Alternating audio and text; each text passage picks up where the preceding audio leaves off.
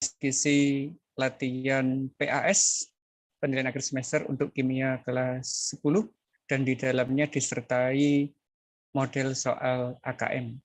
Langsung saja kita masuk di latihan soalnya. Nomor 1. Untuk nomor 1, itu babnya masih berkenalan dengan kimia atau bab pertama ya, hakikat kimia dan sebagainya. Model soal pertama adalah seperti ini.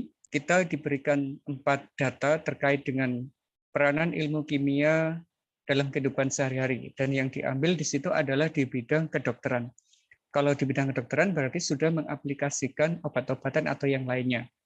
Untuk yang nomor 1, mencari tanaman baru, itu alternatif, itu biasanya di bidang farmakologi, jadi belum sampai ke kedokterannya. Kalau sudah penggunaan antasida, berarti dia sudah masuk di kedokteran. Kalau menguji obat baru itu juga masih di tahap farmakologi. Jadi jawabannya adalah 2 dan 4. Ini sama untuk nomor 2, ini juga masih di bagian bab pertama. Ada 5 gambar, kita disuruh mencari molekul senyawa. Nah, senyawa itu berarti ada gabungan, minimal ada 2 unsur yang berbeda.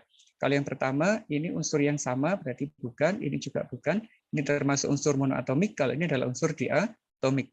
Sedangkan yang ketiga ada ion, berarti senyawa ion. Baru ini adalah senyawa, ini juga senyawa. Jadi jawabannya adalah 4 dan 5. Untuk yang nomor 3, ini terkait dengan pengenalan lab, ada simbol-simbol di situ ya. Nah, kita disuruh mencari mana yang benar. Ini terkait dengan sifat dari senyawanya. Kalau ada lambang seperti ini berarti dia bersifat radioaktif. Natrium bukan radioaktif berarti bukan. Ini adalah flammable, mudah terbakar. HCl itu bukan flammable. Ini mudah meledak. Salah satunya adalah amonium nitrat. Oxidation agent, berarti oksidator kuat, bukan alkohol, misalnya adalah kalium permanganat. Kalau ini sifatnya korosif, korosif misalkan adalah HCl. Sehingga untuk yang jawab ini yang C, yang mudah meledak. Ini terkait dengan bab pertama. Kita masuk di selanjutnya. Anak-anak akan mendapatkan semacam poster, di situ ada keterangan-keterangan, ada instruksi dan sebagainya, kemudian disuruh mencari 2 pernyataan yang benar. Nah, poster-poster ini biasanya ada di dalam laboratorium kimia. Yang tujuan utamanya adalah agar selama anak-anak bekerja di lab itu aman, berarti untuk menghindari terjadinya kecelakaan kerja. Terus, tanda peringatan bahaya terdapat pada kemasan bahan kimia agar mudah dikenali sifatnya. Jadi jawaban yang benar adalah A dan B. Di sini belum ada cara mengatasi masalah. Terus kalau setiap praktikum, usahakan didampingi sama guru. Dan masker itu tidak harus, terutama masker gas ya, tidak selalu digunakan di dalam semua percobaan. Kalau tidak menghasilkan gas yang berbahaya, kadang masker gas tidak perlu digunakan. Jadi yang paling tepat adalah yang A dan B. Untuk selanjutnya, anak kita masuk di bab kedua, yaitu struktur atom. Untuk yang pertama, anak-anak akan diberikan semacam ilustrasi atom seperti itu. Ada inti atomnya, di dalamnya ada proton, kemudian di situ juga ada elektronnya mengelilingi, kita disuruh menentukan simbol atomnya. Nah, di situ ada jumlah elektron bisa kita hitung, ada 1, 2, 3, 4, 5, 6, 7, 8, 9, 10, 11, ada 11, berarti jumlah protonnya adalah 11. Nah, ini ada kesalahan tulis, harusnya adalah neutron. Neutronnya 12. Kalau atom netral, jumlah proton sama dengan elektron. So, di sini elektronnya adalah sejumlah 11, berarti protonnya juga 11. Kalau ini adalah neutronnya 12, maka nomor masanya adalah 23. Karena nomor massa itu menunjukkan proton ditambah neutron. Sedangkan jumlah elektron itu sama dengan nomor atomnya. Sehingga jawabannya adalah yang A. Kami ulangi ya, ini bukan proton tapi adalah neutron. Yang kedua, yaitu terkait dengan isotop, isobar, isoton, dan isoelektron. Anak-anak dikasih 4 data semacam ini, tinggal dilihat aja, yang ditanyakan adalah isotop atau yang lainnya. Kalau isotop itu berarti cirinya atomnya harus sama, kayak begini, nomor atomnya pasti sama, tapi nomor massanya berbeda. Berarti jawabannya adalah 1 dan 3. Nah, kalau yang lainnya itu bagaimana? Misalkan data yang kedua, ini atomnya berbeda, nomor atomnya berbeda, tapi neutronnya sama. Kalau neutronnya sama berarti dia termasuk isoton. Yang nomor 4, atomnya sama, nomor atomnya sama, tapi nomor masanya juga nomor atomnya berbeda, simbol atomnya berbeda, tapi nomor nomor neutronnya sama, berarti yang 4 juga termasuk kategori isoton. Jadi jawaban yang tepat yang termasuk isotop adalah 1 dan 3. Atomnya sama, nomor atomnya sama, tapi nomor masanya yang berbeda. Kalau isobar, tinggal aja dicari nomor massa yang sama. Kalau isoelektron, cari aja yang elektronnya jumlahnya sama.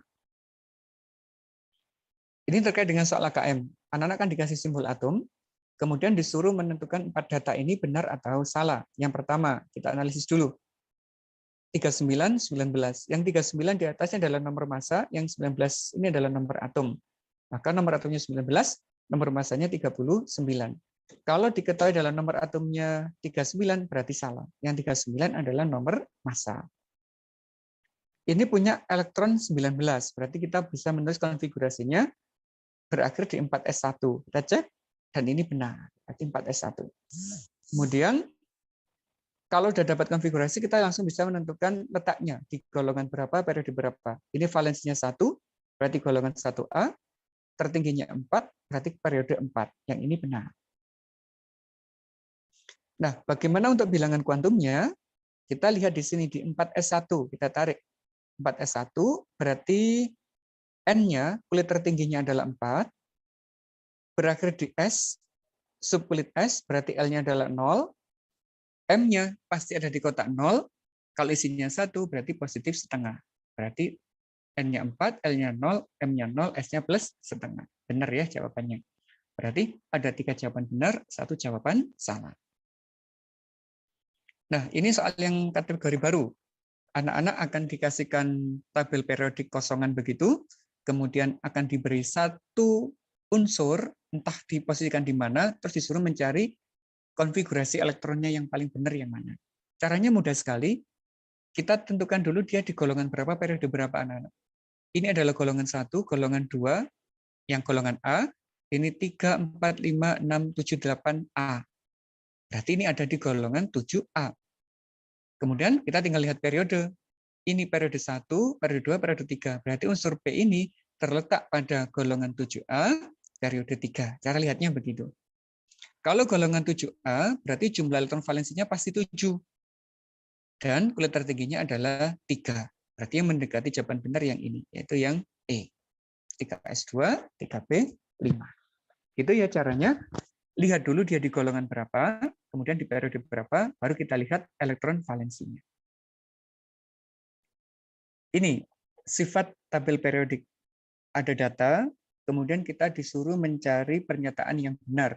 Ini adalah data jari-jari atom dan jari-jari ion. Steve, ini ada jari-jari atom, ini ion negatif. Kalau kita lihat, jari-jari ion positif lebih kecil daripada atomnya, tapi kalau negatif berbeda, jari-jari ionnya lebih besar daripada atomnya. Mengapa begitu? Nah, ternyata berhubungan dengan gaya tarik intinya.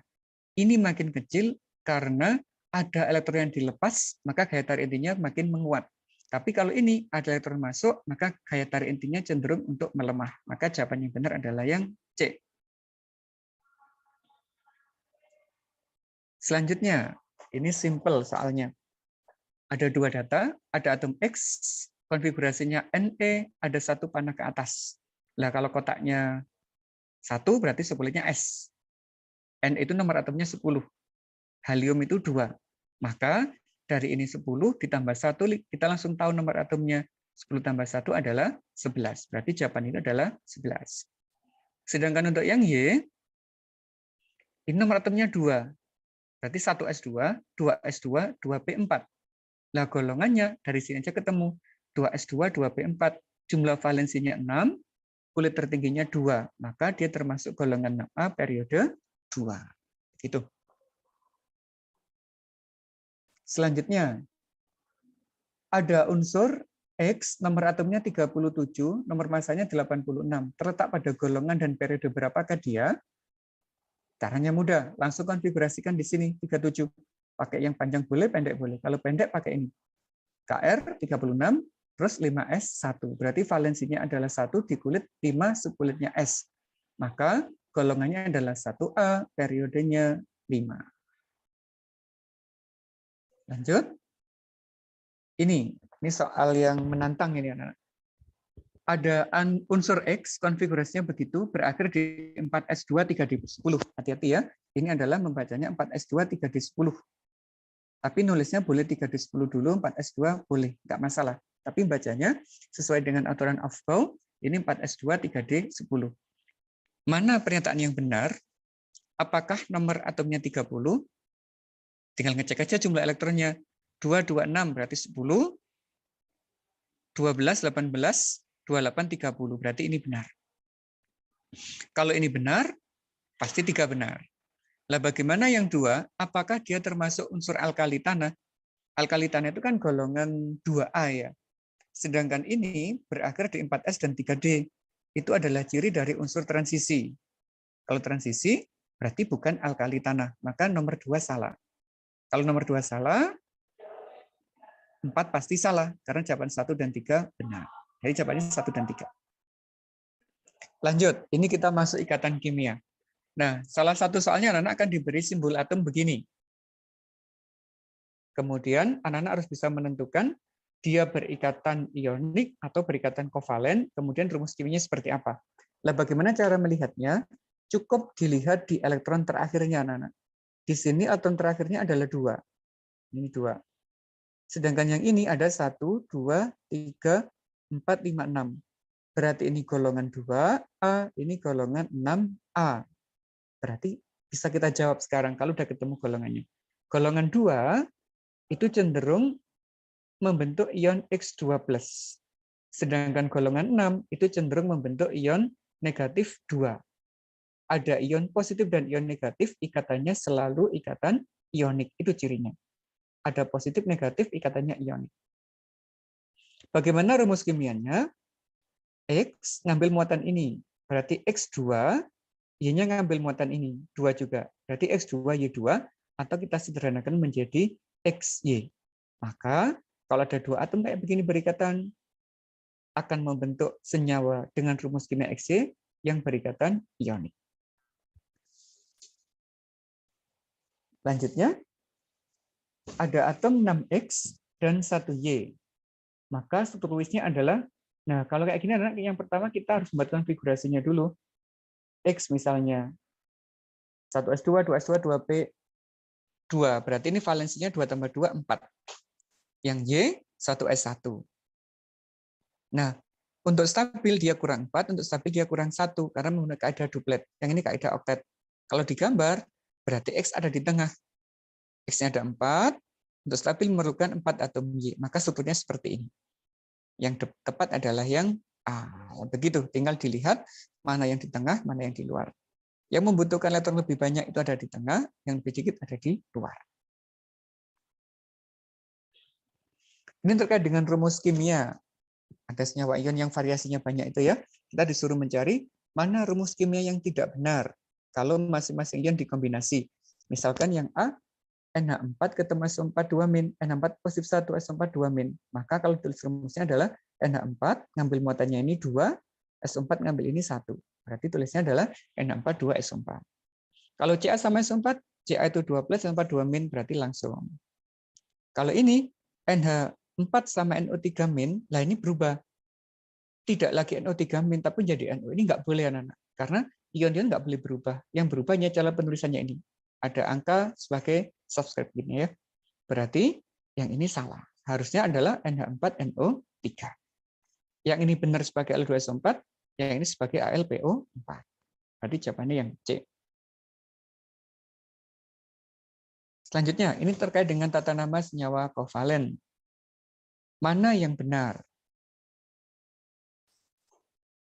Untuk tata nama senyawa kovalen, diingat-ingat ya, jumlah atom yang pertama, jika 1 tidak perlu dimunculkan, tapi lebih dari 1 perlu dimunculkan. Misalkan ini, fosfor. Brominnya ada 3, maka namanya fosfor tribromida. Berarti salah ini. N itu nitrogen, bukan nikel, berarti salah. Nitrogen triklorida. Cl-nya ada 2. Kalau lebih dari 1 wajib dimunculkan. Berarti dikloro hepta 7 itu ya, oksida. Bukan klorida pentaoksida, salah. P2O5, P-nya 2 berarti difosfor, O-nya 5 pentaoksida. Maka namanya adalah difosfor pentaoksida. Ini benar. Nah, kalau ini sulfur heksafluorida, bukan sulfida, tapi adalah sulfur heksafluorida.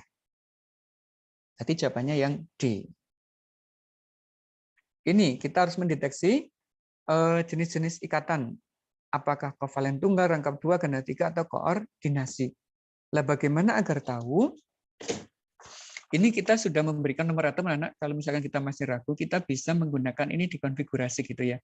Tapi kalau kita sudah paham, kita bisa memanfaatkan golongannya. Misalkan C golongan 4, berarti valensinya 4 berikatan dengan oksigen. Maka struktur Lewesnya seperti ini. C-nya 4, oksigennya 6, butuh 22. Berarti ikatannya adalah rangkap 2. Yang KOH, ini senyawa ionik. K+, OH-. OH-nya berikatan kovalen, koordinasi, yang ini adalah K+-nya. HCN, nah ini HCN.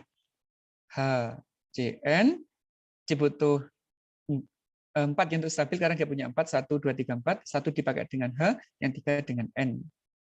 HNO3 itu seperti ini. Ada ikatan kovalen koordinasinya di sini.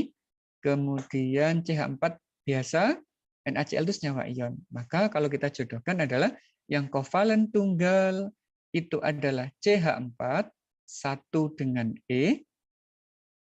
Lupa nggak digaris nih kayaknya. Nah benar. Ikatan kovalen tunggal itu yang CH4. Rangkap 2 itu yang CO2. Ganda 3 itu yang HCN.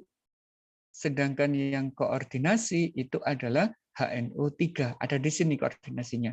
Yaitu yang dipakai berikatan adalah yang berasal dari atom N-nya. Begitu. Baik, itu untuk model soal yang menjodohkan. Ingat-ingat ya, ini bisa kita bantu dengan membuat struktur Lewisnya. Sekali lagi, ikatan tunggalnya adalah CH4, rangkap 2-nya ada dalam molekul CO2, kovalen ganda 3-nya ada dalam HCN, koordinasinya ada dalam HNO3. Sedangkan KOH dan NaCl ini berikatan ionik. Ini soal urean, anak-anak. Kita akan berikan beberapa simbol atom. Ini lebih dari 5 ya. 1, 2, 3, 4, 5, 6, 7. Ada 7. Kemudian ada pertanyaan yang harus dijawab. Yang pertama misalkan, tentukan bilangan kuantum elektron terakhir untuk atom natrium. Nah ini bervariasi. Terserah mana yang diminta, bisa natrium atau yang lainnya. Tapi prinsipnya sama. Kemudian kita disuruh prediksi letak unsur kalium. Nah ini bisa berubah juga, tidak harus kalium, bisa yang lainnya. Tentukan sifat periodik, ada jari-jari, afinitas, dan energi ionisasi. Untuk nomor 1 dulu, natrium kita konfigurasi. Na, pakai neon 10, 3s1. Valensinya 1, berarti kita langsung bisa menentukan bilangan koordinasinya. N-nya 3, dari sini ya. L-nya 0 karena berada di subkulit S. M-nya 0 karena di kotak 0. S-nya menghadap ke atas, maka positif setengah. Berarti ini jawabannya. N3, L0, M0, S-nya positif setengah. Untuk yang nomor 2, letak unsur kalium. Berarti perlu kita konfigurasi. AR itu 18, maka sisanya 4s1. Berarti elektron valensinya adalah 1, berakhir di subkulit S di kulit keempat. Maka dia terletak pada golongan 1A periode 4. Nah, terus bagaimana jawab yang nomor 3? Karena atomnya banyak, ini kita wajib mengkonfigurasi keseluruhan agar tahu dia ada di golongan berapa, di periode berapa. Setelah itu baru kita buat tabel periodik sederhana. Langsung ya. Li konfigurasinya begini, berarti golongan 1A periode 2. Ini golongan 1A periode 3. Ini golongan 1A periode 4. Ini golongan 2A periode 2. Golongan 2A periode 3. Golongan 6A periode 3. Ini ada golongan 7 periode 2. Berarti anak-anak ada beberapa golongan ini. Ada golongan 1, golongan 2, 4, dan 5. Ada 4 golongan. Kita siapkan. Golongan 1A, 2A, 3, 6A ya, dan 7A. Terus kita tentukan periode. Ini periode 2, periode 3, periode 4. Berarti ada periode 2, 3, 4. Langsung kita posisikan litium di sini.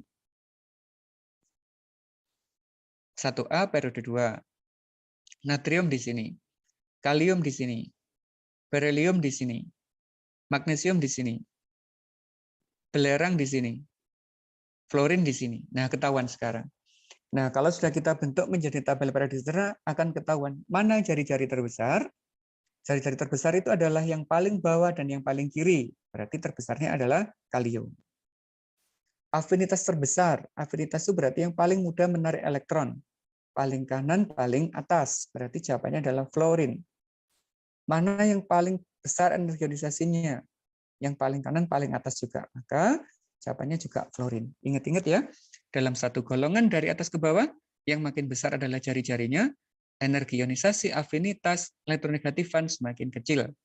Berarti, kalau kita paham dalam satu golongan, satu periode akan langsung tahu. Itu cara jawabnya. Lanjut. Simbol atomnya masih sama, kemudian ada pertanyaan nomor 4, kita disuruh menuliskan rumus kimia, jenis ikatan, dan nama senyawa yang terbentuk jika kalium berikatan dengan belerang, kalium dan belerang. Terus belerang dan fluorin.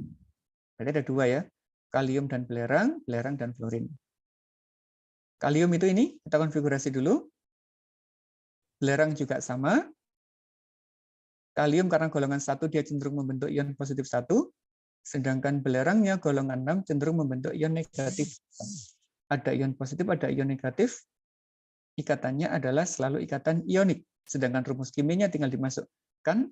K ngambil 2 berarti K2, S ngambil 1, 1. Maka K2S itu rumus kimianya. Ikatannya ionik. Rumus kimianya K2S namanya adalah ini ion kalsium, ion kalium, ini ion sulfida. Ionnya dibuang menjadi kalium sulfida. Itu yang nomor 4. Yang nomor 5 sekarang, ada belerang dan fluorin. Kita buat konfigurasinya juga. Ini kalau diperlukan rumus struktur Lewis-nya ya, kalium sulfida. S valensinya 6, fluorin valensinya 7. Cenderung membentuk ion negatif 2, cenderung membentuk ion negatif 1. Nah, kalau muncul sama-sama bermuatan negatif, itu ikatannya pasti kovalen. Bagaimana rumus kimianya? Ada batasan di sini, yaitu memenuhi kaidah oktet. Artinya, masing-masing harus memiliki 8 elektron setelah berikatan. Ini sudah punya 6, berarti untuk stabil kurang 2. Untuk stabil kurang 1. Maka yang S akan mengikat F sebanyak 2. Nah, begini. S untuk stabil membutuhkan 2 atom F. Maka rumus kimianya adalah SF2. Namanya adalah belerang difluorida. Kalau di gambar Lewis-nya seperti ini. S punya 6, 1, 2, 3, 4, 5, 6. Yang 2 dipakai berikatan dengan F, maka totalnya menjadi 8. Ini oktet, ini juga oktet.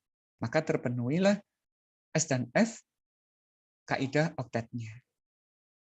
Nah, begitu anak-anak untuk latihan soal PAS. Ada soal-soal yang pilihan ganda, ada juga soal-soal yang berbasis esai. Tolong dibaca sebaik mungkin agar nanti PAS-nya bisa berjalan maksimal.